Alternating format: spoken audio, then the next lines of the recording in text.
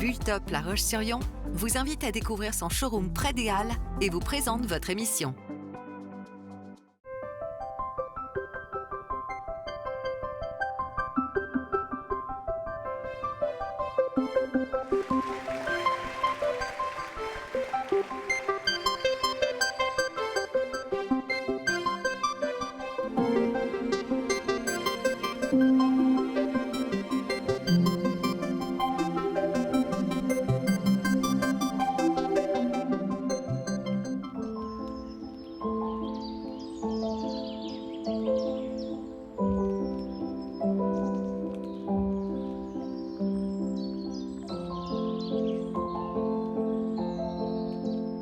Bonjour et bienvenue dans Effervescence, votre magazine culturel en Vendée.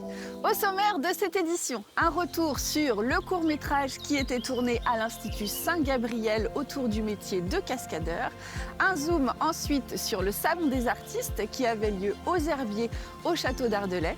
Et puis ma rencontre ici à Montaigu avec Frédéric Couturier pour parler du printemps du livre de Montaigu qui aura lieu les 8, 9 et 10 mai prochains, la 36e édition.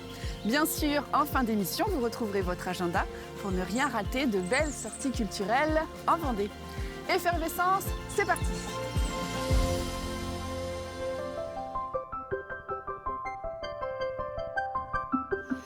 Direction maintenant Saint-Laurent-sur-Sèvre et plus précisément l'Institut Saint-Gabriel.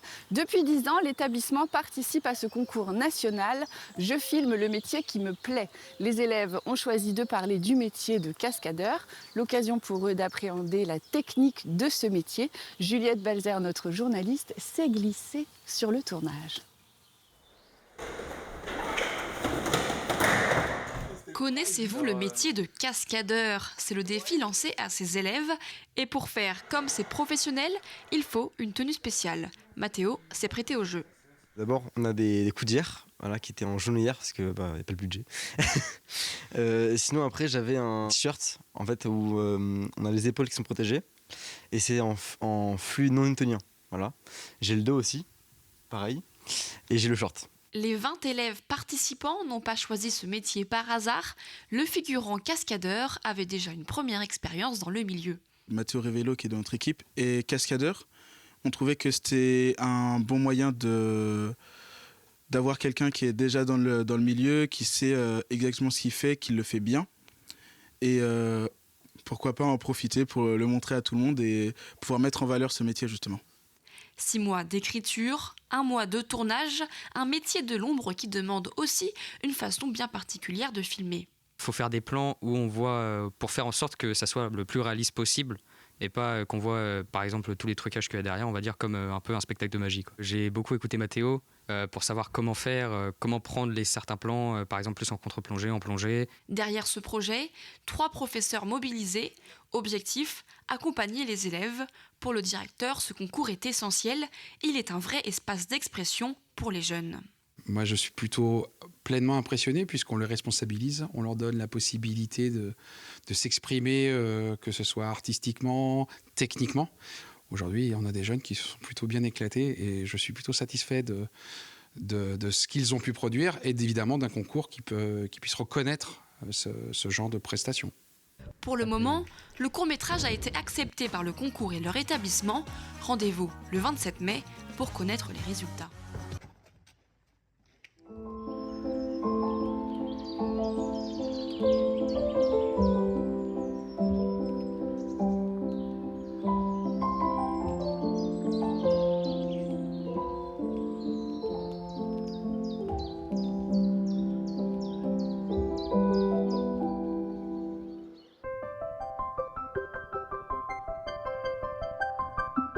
Cette fois-ci, c'est aux Herbiers que je vous emmène, et plus précisément au Salon des artistes qui a lieu depuis le 11 avril et jusqu'au 24 mai au château d'Ardelais.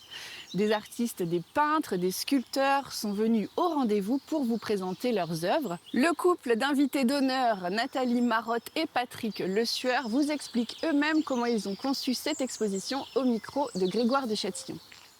On a voulu faire un espace, parce que nous, je dis nous, parce que j'expose avec Patrick Le Sueur, un espace qui est une espèce d'immersion dans un jardin, comme si on était devenu microscopique et que tout était devenu énorme. C'est plus du tout dans l'échelle qu'on a l'habitude de voir. Donc c'est une immersion dans le floral, la botanique, et on sera accompagné de sons, d'odeurs, enfin voilà, de tout un univers autour du végétal. Je suis plus sur les insectes et ma manière de travailler, c'est déjà de trouver la forme d'un insecte qui soit assez sympa. Et sinon, je m'inspire d'anciens papiers peints, fin 19e, début 20e, pour la décoration. Et sinon, c'est que de l'aquarelle. Les gens n'aiment pas les insectes. Et c'est les rendre un peu plus, plus sympathiques. Et du coup, ça plaît vraiment aux gens. Ils découvrent les insectes sous une autre forme, finalement.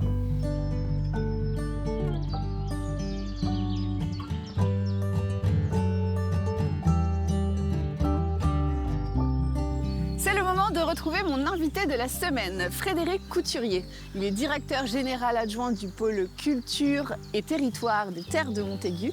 Nous avons parlé ensemble évidemment du Printemps du livre de Montaigu, la 36e édition qui a lieu les 8, 9 et 10 mai prochains. Je vous propose de retrouver tout de suite cet entretien.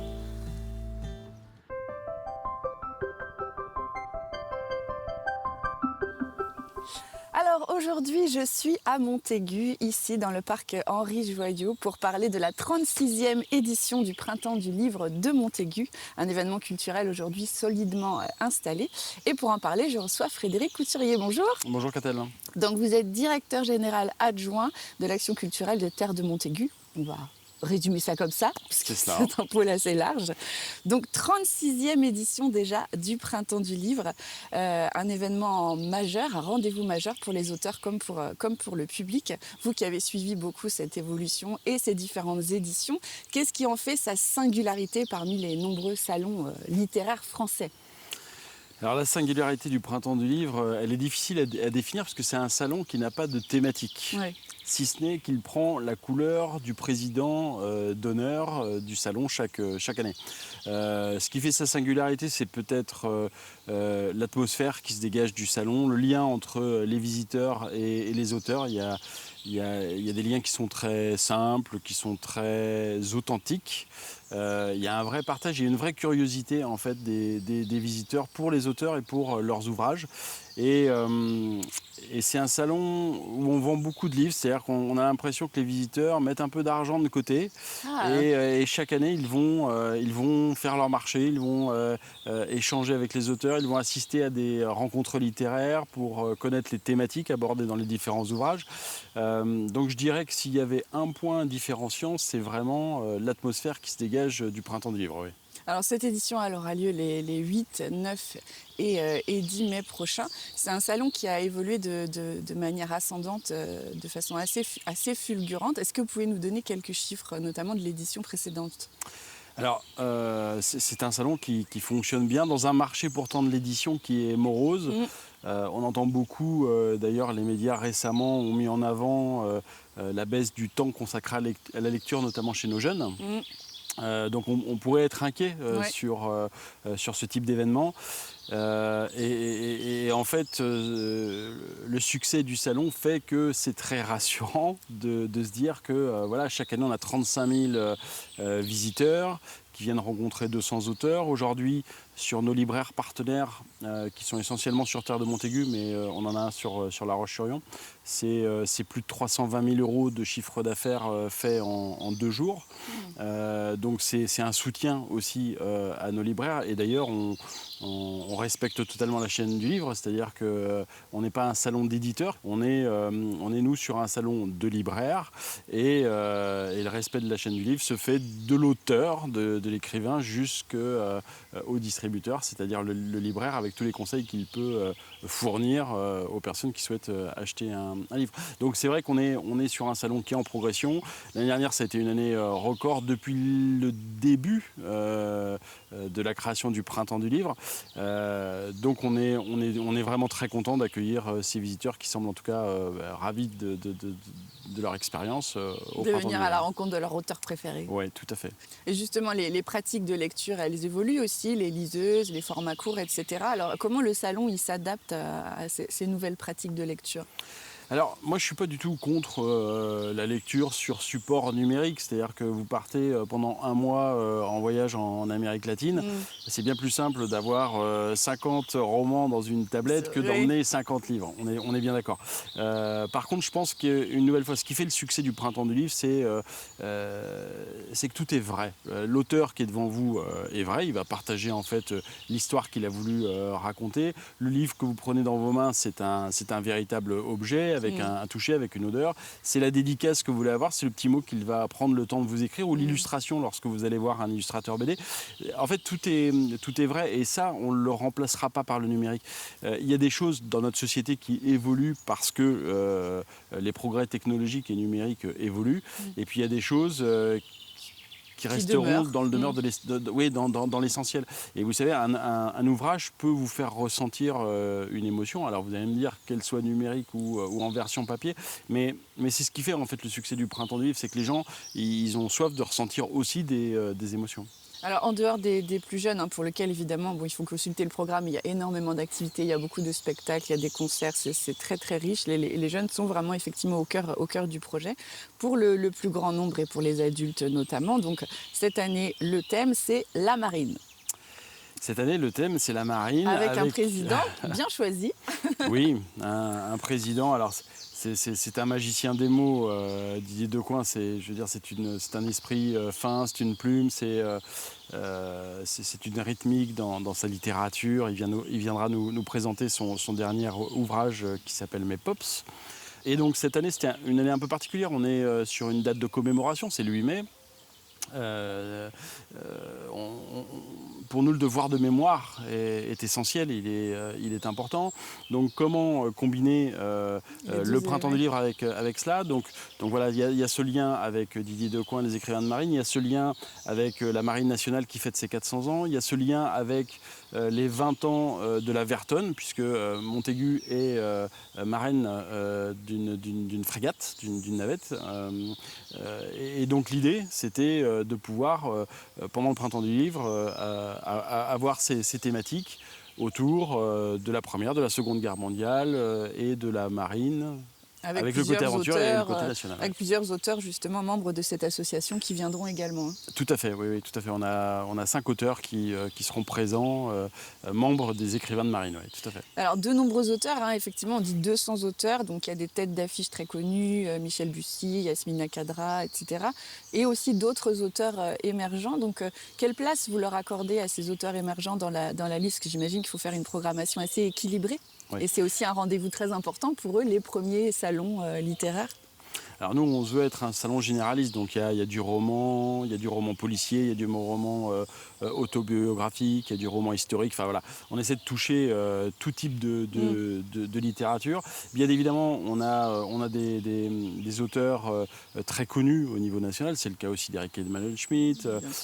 On va accueillir Boualem Sansal sur ces 3 jours, donc oui, bien évidemment, il y a ce qu'on appelle des têtes d'affiche, entre guillemets, enfin des gens en tout cas à forte notoriété. Et puis le jeu, et c'est ce qui fait que le salon est aussi populaire auprès des maisons d'édition, c'est qu'on accepte aussi des primo-romanciers parce que souvent ils ont peu de fenêtres, c'est-à-dire qu'il y a quelques auteurs qui font vivre, moi je parle souvent du 20-80, mais c'est peut-être 20% des auteurs qui font vivre 80% des gens qui gravitent autour du métier de l'édition.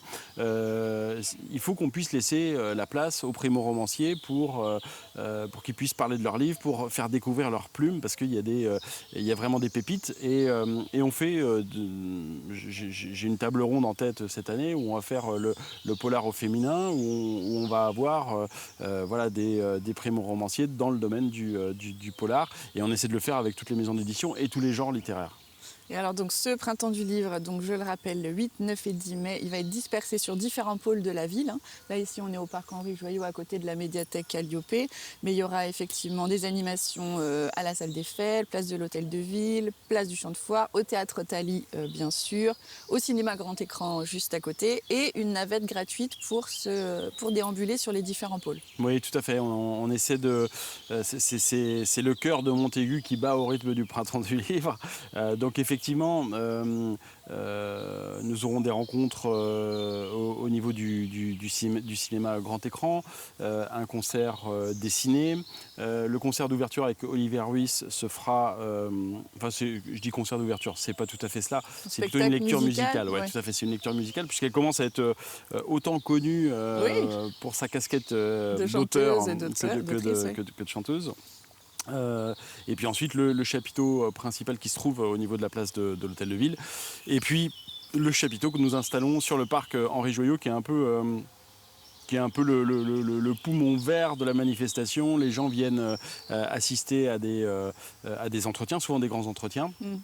Et puis on profite pour prendre le temps d'ouvrir un bouquin sur une chaise longue et on espère qu'il y aura ce petit rayon de soleil pour parfaire ce moment délicieux. Oui, bien sûr. Donc 8, 9 et 10 mai, le printemps du livre. Vous pouvez retrouver tout le programme sur le site www.printempsduLivre.terredemontaigu.fr. Et qu'est-ce que vous aimeriez que les gens retiennent du printemps du livre en partant de cet événement? Qu'est-ce qui vous toucherait le plus? Moi, ce que j'aimerais, c'est les voir repartir avec le sourire qui les caractérise. Parce que ce sont des moments, ces rencontres, ce sont des moments importants. J'ai une petite anecdote qui me vient en tête. L'année où Françoise Bourdin a été présidente du Printemps du Livre de Montaigu, j'ai une dame qui s'était inscrite pour rencontrer Françoise Bourdin autour d'un petit déjeuner. Et c'était une dame qui était très, très âgée. Et elle est venue me voir en me disant à quel point elle était heureuse de rencontrer celle pour qui elle avait autant d'affection et d'admiration. Et elle m'a dit une chose qui m'a beaucoup marqué, puisqu'elle m'a dit voilà, maintenant je peux partir. J'ai vécu ce que je voulais vivre. Elle attendait tellement J'attendais cela et j'ai appris que quelques semaines après, elle était effectivement partie, cette dame-là. C'est des moments qui sont humainement très, très forts, très touchants. Et je pense que ces rencontres, on est dans l'humain, dans le rapport humain qui pour moi est essentiel et qui fait sens et qui fait société. Dans l'authentique. C'est cela. Merci beaucoup Frédéric Merci, Couturier. Catel. Bon printemps du livre. Merci beaucoup. Et à l'année prochaine. À l'année prochaine, merci. Au revoir. Au revoir.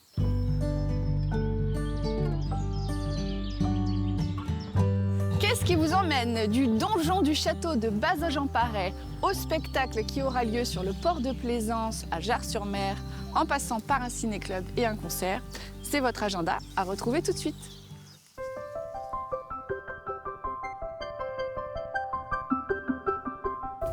Vendredi 15 mai, partez à l'assaut du vieux château de l'Île-Dieu. Réservation obligatoire auprès de l'Office du tourisme. Venez écouter et tomber sous le charme du pianiste virtuose Paul Lay, au jeu profond et à la sensibilité si singulière. Mardi 12 mai, salle de l'Échiquier à Pouzauges.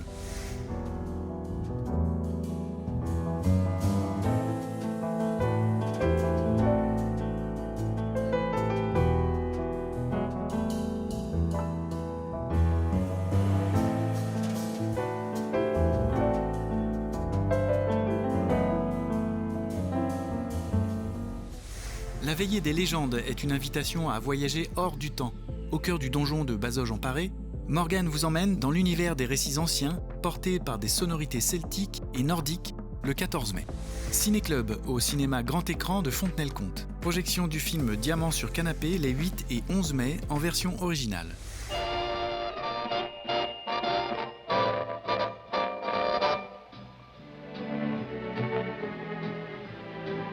Won't you join me? Yes, join Audrey Hepburn as you've never seen her before, kicking over the traces and bringing to life Truman Capote's Breakfast at Tiffany's. Les grands classiques de Steven Spielberg réunis pour une rétrospective au Cinéville à La Roche-sur-Yon. Un film chaque lundi, du 10 mai au 8 juin. N'oubliez pas de réserver vos billets.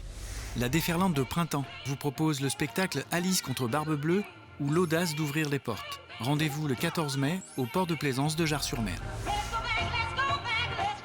Tu ferais quoi, toi? Tu ouvrirais le poste? Tu ouvrirais pas le poste? Mais où est passée ta curiosité?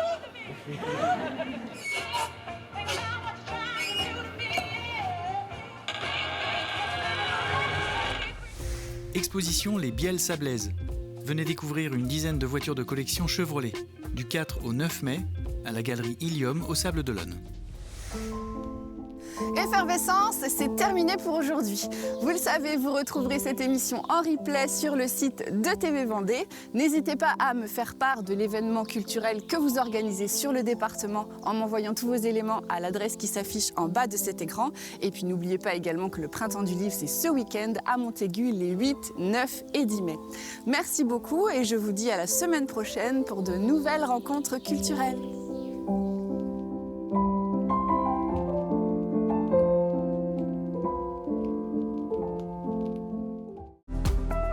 Avec Bulldop La Roche-sur-Yon, créez votre espace de cuisine tout en élégance et sobriété.